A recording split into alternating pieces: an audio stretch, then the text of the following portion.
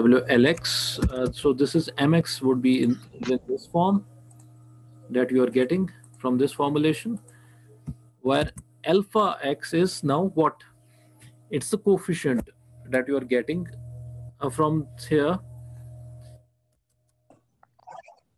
Let me write it down. This is similarly again in terms of alpha Y WLX. You are getting both in terms of LX WLX square, both MX and MY, because we have converted both into a single entity. For more, you can just, it's just a simple process. You can just check this out, how this is determined. So in IS 456, the same formulation is used to obtain these coefficients. There is an alpha X coefficient. What is written in here? It's mx is alpha x WLX square and my is alpha y WLX square. So both are in terms of alpha x and alpha y. Thereby your Lx, first of all, what is Lx? Lx is the shorter length. Now both are along the span, which is the shorter span. So both values are obtained with respect to the shorter span. And the only difference is between alpha x and alpha y. W is the total design load per unit area. And we already have this design load per unit area. We have already calculated this. So that has already been calculated here. So thereby, as per this method, the Rankine-Grosh method, for which the Marcus corrections are applied here in the IS 456, the values of these alpha x as well as alpha y, these are the values of alpha y, these are the values of alpha x. Now, these are for different values of Ly by Lx, that you are getting different values of alpha x, and also then for different types of support conditions. But these will be those support conditions where you have the continuous frame. There is no simple support. So even if I use this last one, 4 edge discontinuous, they are not continuous. So only then I'll get the positive moment at the mid span.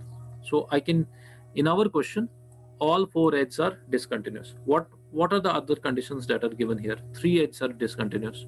उसका क्या मतलब है?